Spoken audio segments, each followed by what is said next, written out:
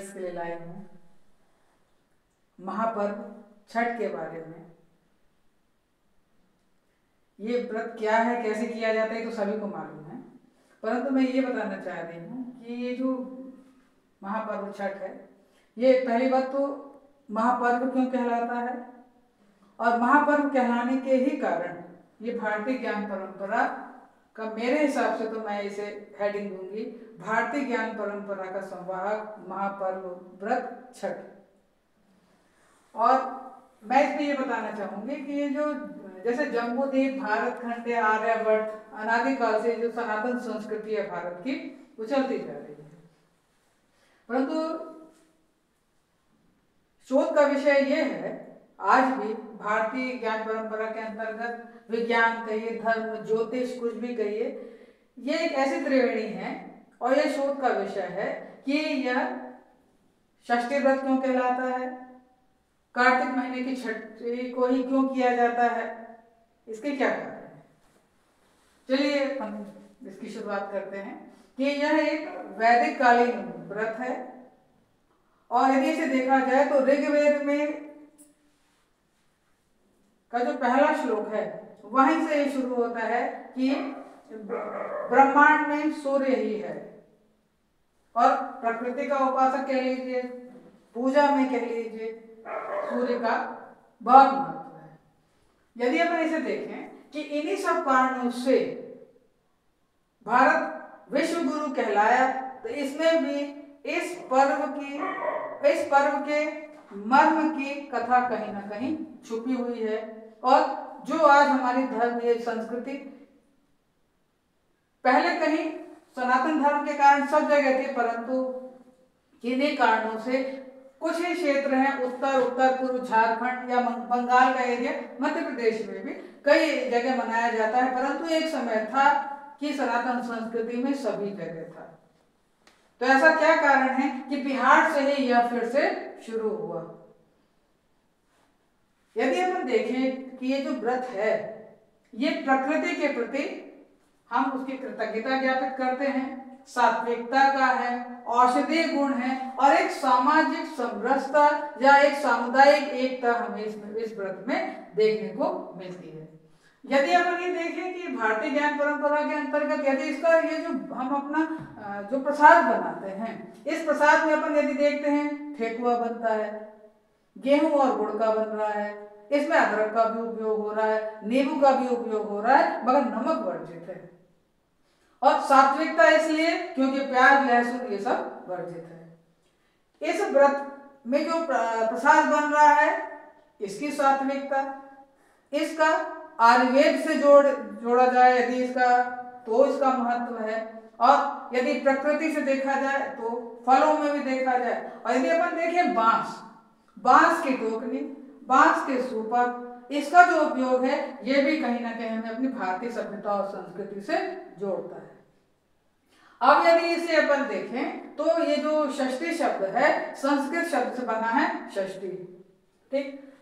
6 से ही यदि इसको अपन देखते हैं कि ये षष्ठी, छठ मैया ये क्यों कहला रहे हैं, तो देखिए पहली बात तो संस्कृत के षष्ठी शब्द से बना है। दिवाली के 6वें दिन से ही शुरू हो रहा है। दिवाली के 6वें दिन से इसलिए शुरू हो रहा है क्योंकि तभी हमें इसकी षष्ठी का मतलब हमें समझ में आएगा। पहली बात तो जो यदि प्रकृति है, प्रकृति यदि आज है तो इसमें सूर्य का ही सबसे ज्यादा महत्व, सूर्य का ही महत्व है। क्यों? क्योंकि यदि जैव विविधता अपन यदि देखें, सबसे पहले यदि पृथ्वी में जीव जंतु से पहले पौधे ही आए, तो प्रकाश संश्लेषण की जो क्रिया है वो सूर्य की मौजूदगी में दिन में ही होगी। तो यदि सूर्य है तो प्रकृति है, पहला कारण। दूसरा, प्रकाश संश्लेषण की क्रिया सूर्य की उपस्थिति में ही होगी। अब ये प्रश्न है कि कार्तिक महीने की छठवीं दिन ही इसको क्यों हम करते हैं, और भी दिन हो सकता था।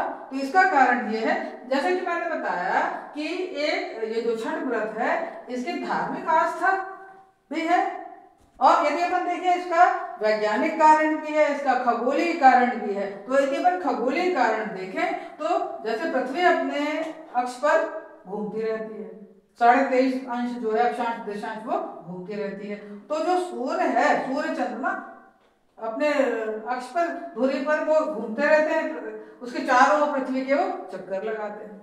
मगर जब आज का दिन कई समय चल रहा है, यदि देखें आज सूर्य को ही देख लीजिए, यदि अपन ज्योतिष के हिसाब से देखें तो जो सूर्य है, सूर्य अपनी 5वीं राशि पर है, स्वग्रही है, और जो स्वग्रही होने के कारण पुत्र का स्थान है। पहला कारण ये। दूसरा कारण आप देखिए कि जो सूर्य जो है अपने जो पृथ्वी अपने अक्षांश पे घूम रही है, सूर्य जो है छठे के दिन आ रहा है, सूर्य जो उसके चारों चक्कर लगा रहा है, पर वो भूमध्य रेखा पर उस दिन वो लंबवत है, लंबवत के साथ साथ सबसे नजदीक है, 90 डिग्री का कोण बनेगा। तो इस सूर्य जो भूमध्य रेखा के लंबवत है, मतलब विषुवत रेखा के वो बिंदु में है। एक ये महत्व है। अब देखिए इसी महत्व के कारण, भूमध्य रेखा के कारण आज जो अपना छठी व्रत है, व्रत का आज तीसरा दिन है। पहला हमने नहाया खाया, उसमें भी हमने लौकी, प्रकृति यहाँ आई, हमने लौकी और चावल का भोजन किया। उसके बाद हमने खरना किया। अब उसके बाद आज है संध्या। अब संध्या का ही महत्व देख लीजिए, यहाँ पर 90 डिग्री का आज ये जो कोण बनना शुरू हो गया। अब यहां से आप देखिए संध्या कौन है। मैंने इस वीडियो बनाने से पहले कई थीसिस का अध्ययन किया है, कई ऐसी किताबें पढ़ी हैं। उसमें जैसे ये बताया मैंने, बीएचयू के जो प्रोफेसर रहे हैं डॉक्टर राम बिहारी पांडे जी का मैंने एक किताब पढ़ी, उसमें उन्होंने बताया कि ये पहले सनातन धर्म संस्कृति के कारण सभी जगह ये पर्व मनाया जाता था, परंतु धीरे धीरे ये सिमट कर कुछ एरिया में हो गया, उसका भी कारण है।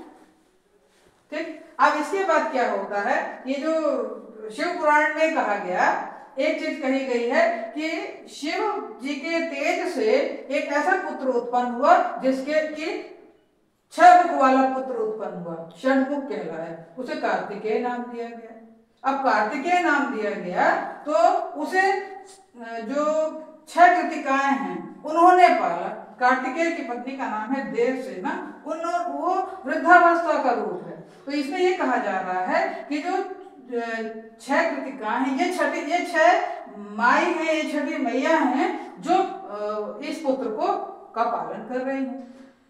हम और आपने सभी ने अपने बच्चों को बड़ा किया है, या अपने परिवार में जब बच्चों को देखते हैं, सोते सोते बच्चा अचानक रोने लगता है, अपन उसी के पास रहते हैं कि बच्चा डर गया, कभी बच्चा विस्मित हो जाता है और कभी बच्चा मुस्कुराने लगता है नींद में ही। तो ये अपन कहा जाता है कि अभी बच्चा माँ की गर्भ में ही वैसा वो आभास कर रहा है।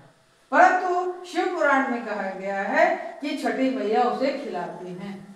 तो यहाँ भी छठी मैया का रूप अपन को देखने के लिए मिल रहा है। ठीक, अब आप यहाँ देखिए कि यहाँ संध्या अर्घ का क्या महत्व है, कि संध्या अर्घ आज इसीलिए है सूर्य देव की पत्नी।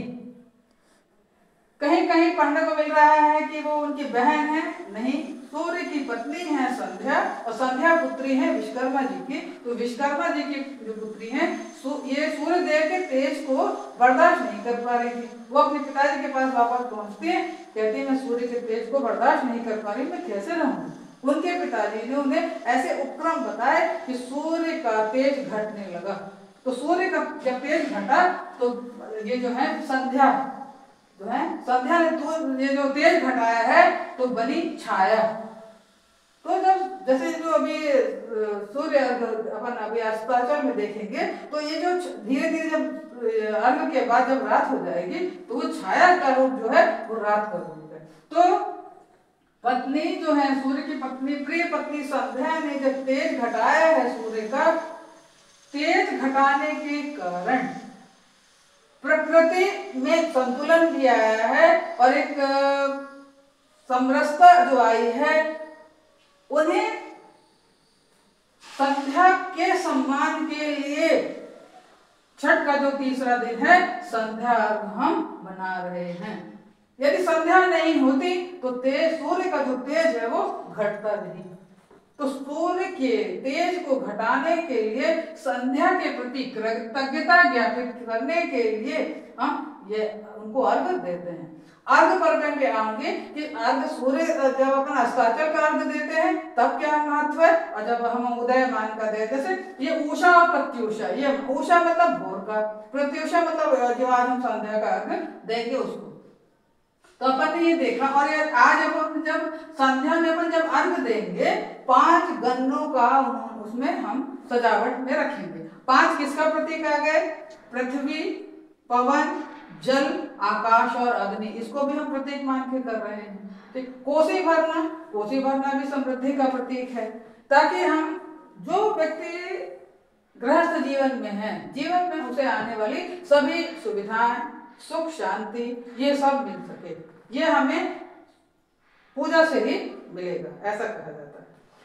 सूर्य की पूजा के लिए जैसे इसमें एक चीज ये कही जा रही है, बिना पुजारी की पूजा इसमें होती है। और इसमें ये कहा जाता है जैसे नहाए खाए और खरना संध्या पर्व, संध्या अर्घ जो है, कहा जाता है कि इसमें भक्त और भगवान 2 ही चीज आएंगे यहाँ, जिसमें ए और बी है, बीच का इसमें पुजारी नहीं है। अब पुजारी क्यों नहीं है, तो ऐसा कहा जा रहा है कि एक समय जैसे विष्णु जी का शिव भक्त, शिव पूजा, विष्णु पूजा ये सब होती थी, सूर्य उपासना की पूजा, कहा जाता है सूर्य कुछ समय के लिए नेपथ्य पे चले गए। ठीक, सूर्य की पूजा को बढ़ाने के लिए कृष्ण भगवान के पुत्र शाकदेव ने पंडित जी को बुलाने के लिए मतलब प्रार्थना करी। पंडित नहीं मिल रहे थे, ब्राह्मण आए। अब उस समय का रावलपिंडी का एरिया कहला रहा है, वहां से पंडित बुलाए गए।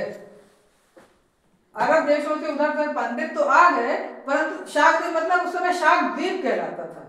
ठीक, तो वहां से पंडित आ तो गए, पूजा करके उन्हें जाने तो देना नहीं था। तब क्या किया गया, उन्हें मगध के प्रांत में बसाया गया। मगध के प्रांत में बसाने के कारण वहां के जो बिहार के एरिया के जो ब्राह्मण हैं वो शाकल या शाकल वाले ब्राह्मण कहलाते हैं। और फिर उन्हीं के माध्यम से बिहार से यह जो पूजा है फिर से शुरू हो गई। तो इसे कहा जाता है षष्ठी की पूजा। एक तो ये भी बात है कि बिहार से इसका क्या संबंध है, तो इसके लिए मैं ये जो विषय लेकर आई हूँ युवा पीढ़ी के लिए लाई हूँ, ताकि हम लोग की उम्र के या आगे आने वाले लोग इसको बहुत जानते हैं, पर युवा पीढ़ी इसे नहीं जानते। अभी एक पॉइंट पर आऊंगी तो आपको बहुत अच्छा लगेगा कि बिहार से ही यदि शुरू हुआ है, बिहार ही चर्चा में है, तो इसका कारण और अच्छे इसके पॉजिटिव हमको रूप देखने को मिल रहे हैं। अब अपन ये देख रहे हैं कि जब अपन शाम को अर्घ देंगे तो सूर्य के या तो बहता जल होना चाहिए या रुका हुआ जल होना चाहिए, और इसमें कटे स्नान का महत्व है।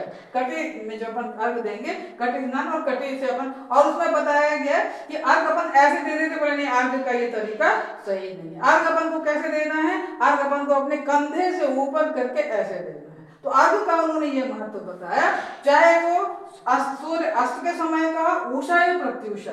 अभी अपन को उषा प्रत्युषा काल में करना है, तो प्रत्युषा काल का उन्होंने बताया कि जापान के एक वैज्ञानिक हैं, उन्होंने बताया कि क्रिस्टल जो जब कुछ एक ऐसा समय आता है उषा प्रत्युषा दोनों में 3.5 घंटा उषा काल में, 3.5 घंटा प्रत्युषा काल में, कि देखिए यहाँ खगोलीय कारण और वैज्ञानिक कारण आ रहा है कि उषा काल में वो जो अल्ट्रावायलेट किरणें हैं, यहाँ भी अपन ने देखा प्रकाश संश्लेषण था, तो आज प्रकृति है। तो देखिए इसके कारण क्या है कि क्रिस्टल में एक ऐसा क्रिस्टल बनता है सकारात्मक और एक सुंदर जो बनता है, उसमें मानव की जो भावनाएं बहुत पॉजिटिव रहती हैं। मेडिटेशन का समय वो उसमें वो आता है, एक एकाग्रता बनी रहती है। और शरीर में जो जैविक विद्युता उन्होंने शब्द दिया है, तो यदि अपन देखें, ये तो अभी शाम का समय वाली बात है,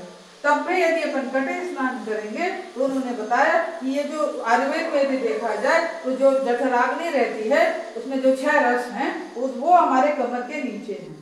तो जब हम कटे के हमारा इतना हिस्सा तो डूबा हुआ है, तो जितना हिस्सा डूबा हुआ है आयुर्वेद के अनुसार, देखिए इसलिए मैंने ये लिखा भी है, आज कितने आयुर्वेद के विषय पांडुलिपियां तैयार हैं कि कोई रिसर्च करने आए। हमारे ये जो विश्व गुरु भारत कहला रहा है उसके ज्ञान को अभी फिर जरूरत है कि पूरे विश्व में उसे फैलाया जाए। तो जब हम कटी स्नान कर रहे हैं तो जो हमारी जठराग्नि है वो हमारे उसमें 6 रस बताए हैं। मुझे बहुत छोटा पड़ रहा है, मेरा ब्लैक बोर्ड मुझे छोटा पड़ रहा था, मैंने अपने नोट्स में लिखा है कि हमारी जो जठराग्नि में 6 रस हमारे उत्पन्न हो रहे हैं। कौन कौन से रस हैं? 6 रस। एक दहनी है, एक पचनी है, धूर्मा, कर्षणी, वर्षणी और रसनी, इन 6 रस हैं। मगर अपन जब गोस्वामी तुलसीदास का देखें 6 रस ग्रंथन को रस, एक सातवां रस जो आ रहा है भक्ति का रस। ये जो इसमें आपको पूरा भारत, आपको क्या विश्व में भी देखिए भक्ति रस से भारत विश्व परिपूर्ण है। भक्ति रस कहाँ आ रहा है? भक्त और भगवान के बीच में सिर्फ भक्ति है। और जो मैंने आपको बताया कि इसमें पूजा की जरूरत नहीं पड़ती, तो इसमें सच में पूजा की जरूरत नहीं पड़ती, क्योंकि उस समय पुजारी कहाँ से बुलाए गए थे? आज रावलपिंडी का जो एरिया है वहां से बुलाए गए थे, इसलिए इस वाली पूजा में पुजारी की जरूरत नहीं है। अब मैं ये बता रही थी कि जब अपन ये जो 6 रस अपन के बॉडी में हैं, ये पानी में भीगने रहने के कारण उस समय वो शांत रहते हैं। प्रश्न ये उठता है कि क्या सिर्फ 2 ही दिन के अर्घ देने से सही हो जाता है? तो हाँ, क्योंकि शीत ऋतु की अब शुरुआत हो रही है, सर्दियों के लिए शरीर को तैयार करना है, तो इसीलिए चूंकि अल्ट्रावायलेट जो किरणें हैं वो हमारे को साल भर के लिए हमको ऊर्जावान बना देगी, रोग प्रतिरोधक हमारी क्षमता ऐसी ला देगी। अब देखिए यहाँ पर अल्ट्रावायलेट किरणें जब सुबह होंगी, ये जो उषा काल जब आएगा, उषा काल का अर्घ जब अपन दे रहे हैं, तो देखिए उसमें क्या हो रहा है कि ये जो अल्ट्रावायलेट किरणें हैं इसको 3 भागों में बांटा गया, UV1, UV2, UV3। UV1 त्वचा के लिए है, UV2 हड्डियों के लिए है, बोन्स के लिए है, और UV3 है रोग प्रतिरोधक क्षमता बढ़ाएगी। अब इसको कैसे करना है? अर्घ देने का जो मैंने आपको ऐसा तरीका बताया उसमें है कि जो सूर्य के तेज को ये हमारे शरीर में इतनी ताकत नहीं है कि हम डायरेक्ट सूर्य की किरणों को हम ले लें, तो जब अपन ऐसे अर्घ दे रहे हैं तो ये जो जल आ रहा है, जल, सूर्य और जल के बीच में ये जो अल्ट्रावायलेट किरणें जो बन रही हैं वो अब उसमें देखा गया इसमें कलर थेरेपी हो जाती है। मैं साइंस की विद्यार्थी नहीं हूँ, मगर मुझे ये याद है कि जब अपन ये पढ़ते हैं तो बैनी हप्पी नाला वाला था कि बैनी रंग, और ये तो उसमें भी ये बताया गया है कि कौन कौन सा जो रंग है हमारे शरीर में किस किस चीज के लिए आ रहा है। देखिए जैसे हमारी जो नसें हैं, वेन्स जो है हमारी, वो नीली रंग की हैं, ब्लड हमारा लाल रंग का है, ठीक है। हार्ट जो हमारा है एनाटॉमी के हिसाब से देखें, जो आजकल के हार्ट जो है बना दिए जाते हैं उसको यदि ना देखा जाए तो वो ऑरेंज रंग का है।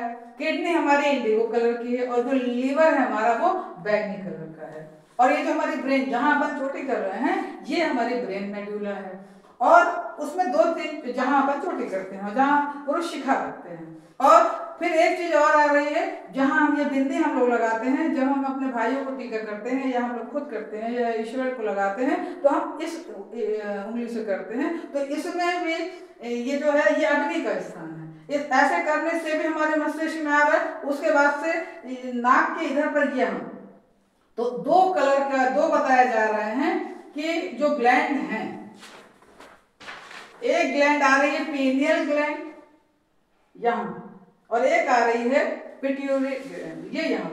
इन दोनों ग्लैंड का ही पूरा ये जो अपन देखेंगे अर्घ देने का पूरा जो महत्व है, भारतीय ज्ञान परंपरा के हिसाब से, विज्ञान कह लीजिए, भौगोलिक कारण कह लीजिए, खगोलिक कारण कह लीजिए, या ज्योतिषी के कारण ले लीजिए, यही पूरा है। इनके कारण से हमारा शरीर स्वस्थ रहता है। और दूसरी बात, जब ये तो अपन बाद में आ रहा है, मगर जब अपन आंखों से जब अपनी जो ये काले रंग की जो पुतलियां हैं, इससे जब सूर्य की किरणें हमारे शरीर में प्रवेश करती हैं, हमारे पूरे शरीर में, ये यहाँ जो नाक के पास है, ये हमारे हृदय को पूरी तरह करता है। आंखों से हमारे पूरे शरीर में जो जा रहा है, तो रोग प्रतिरोधक क्षमता बढ़ती है। और जब रोग प्रतिरोधक क्षमता बढ़ रही है आंखों के कारण यहाँ और इसके कारण, उसमें तो ये कहा गया कि यदि आपको कहीं लेक्चर देना है, नॉलेज तो अपने साथ है, पर यदि अपन परफॉर्मेंस को यदि अपन अच्छा करना चाहें, तो उन्होंने कहा यदि अपन इस जगह को, यहाँ पर जहाँ अपन बिंदी लगा रहे हैं, जहाँ पर टीका होता है, उसको आप रब कर लीजिए अच्छा सा, और फिर आप जाइए, तो आपको जो आपका परफॉर्मेंस है वो ज्यादा अच्छा होगा। इसलिए तो हम जब हमारे यहाँ दामाद लोग आते हैं, भाई लोग आते हैं, उनको टीका करते हैं। आखिर कुछ तो कारण है, कारण यही है। अब देखिए, मैं अभी जो आपसे कह रही थी बिहार, ये जो व्रत है, जहां मैंने कहा सूर्य का स्वग्रही होना पुत्र के लिए, यहाँ पर एक बात और, ये जो एक चीज और आ रही है, छठी का महत्व है, इसमें ये बताया गया है स्कंद।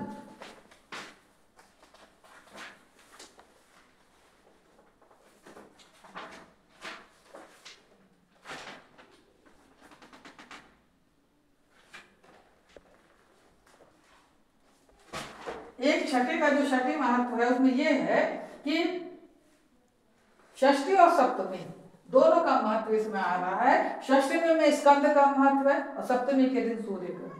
तो इसका जो स्कंद का जो स्वामी है, षष्ठी का स्वामी स्कंद, स्कंद पुत्र, और पुत्र की रक्षा कौन कर रहा है? माँ। जैसा मैंने बताया यहाँ पर भी छठी में आ रहा है। और उसके बाद से यदि सप्तमी देखें, सप्तमी का स्वामी भी है सूर्य।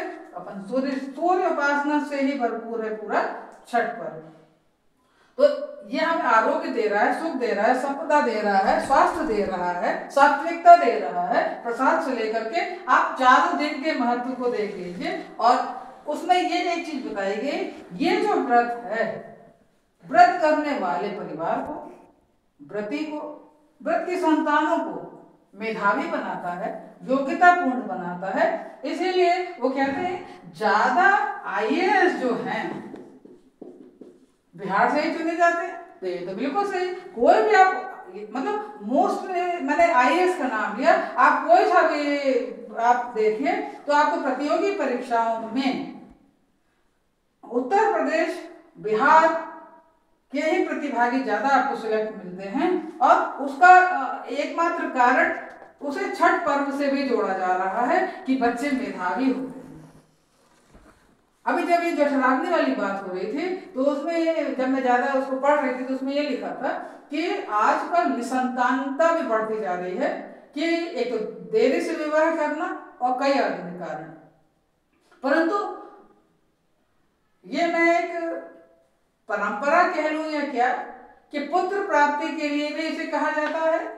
और दूसरी बात कि कई वैज्ञानिक कारण, मैं तो विज्ञान की हूं नहीं विद्यार्थी, परंतु मैंने कोशिश करी कि महापर्व, छठ को महापर्व क्यों कहा गया।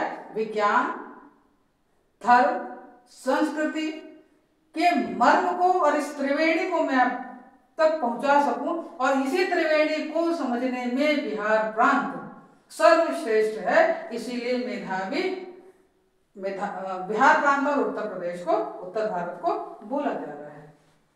तो मैं निसंतानता की बात कर रही थी। तो यदि 2 दिन का अर्घ, कटे स्नान, यदि हम, और अल्ट्रावायलेट किरणें, यदि इनको हम विज्ञान की तरफ से देखें, और छठी का महत्व, अक्षांश वाला, ये कुल मिलाकर के यदि देखें, तो ये निसंतानता को भी दूर करता है। इसका कारण आप कुल एक धर्म से हटा दीजिए कि हम एक ऑर्थोडॉक्स फैमिली से हैं कि हमने इसको इससे जोड़ लिया, नहीं। इसे यदि हम वैज्ञानिकता से कहें, विश्व गुरु भारत यूं ही नहीं कह रहा है। हमारा प्रसाद जो ठेकुआ बन रहा है और जो चीजें बन रही हैं, वो कहीं ना कहीं सात्विकता और हमारे वैदिक परंपरा और हमारे धर्म और संस्कृति को की पहचान आज तक बनाए हुए है। और अब ये जो व्रत है, पर्व है, पूरे भारत में फिर से फैलेगा। क्योंकि एक समय था, बीएचयू के जो प्रोफेसर ने कहा कि सनातन संस्कृति में था, फिर चूंकि एक समय फिर वो अपने कम आया, और उसके बाद ये फिर फैलने लगा। जैसे कि बिहार से ये फिर से पल्लवित होने लगा और आज फिर से पूरा विश्व मना रहा है। तो एक समय फिर से ऐसा आएगा कि हम अपने उसी सनातन संस्कृति की ओर लौटेंगे। इसलिए मैं युवा पीढ़ी से ये हाथ जोड़कर ही विनती करूंगी कि इस पर्व को समझिए, इसके मर्म को समझिए और इस को अपने शोध के माध्यम से इसे आगे बढ़ाइए, ताकि हमारी जो सभ्यता है, संस्कृति है और ये जो पर्व है महापर्व क्यों बना, इसे पूरा विश्व फिर से देखे और विश्व गुरु तो भारत फिर से अपने उस यथास्थिति को बनाए रखने के लिए तैयार है। हो सकता है मेरे कुछ पॉइंट छूट गए हों, छोटा सा ब्लैक बोर्ड और बहुत सारी चीजों के कारण न होने के कारण मैं कई चीजें नहीं दे पा रही हूँ, पर मेरा एक मन था कि मैं ये बनाऊं, क्योंकि देखिए मेरी शादी तो मध्य प्रदेश में हुई है तो मैं इस व्रत को नहीं करती हूँ, परंतु मैंने अपने इस व्रत को अपनी माँ को करते देखा, आज मेरी भाभी जी लोग करती हैं, गांव में और सभी लोग करते हैं। बलिया की हूँ मैं, तो मैं इस पर्व को बहुत अच्छे से समझती हूँ, परंतु मैं आज व्रत तो नहीं हूँ, परंतु इस व्रत के मन को यदि मैंने किसी एक हृदय को भी यदि सुई मात्र तिल मात्र भी यदि टच किया है कि मैं इसकी आध्यात्मिकता को आप तक पहुंचा सकूं, तो मैं सोचूंगी सच्चे मायने में मैंने एक शिक्षक का दायित्व पूरा किया। बहुत बहुत धन्यवाद।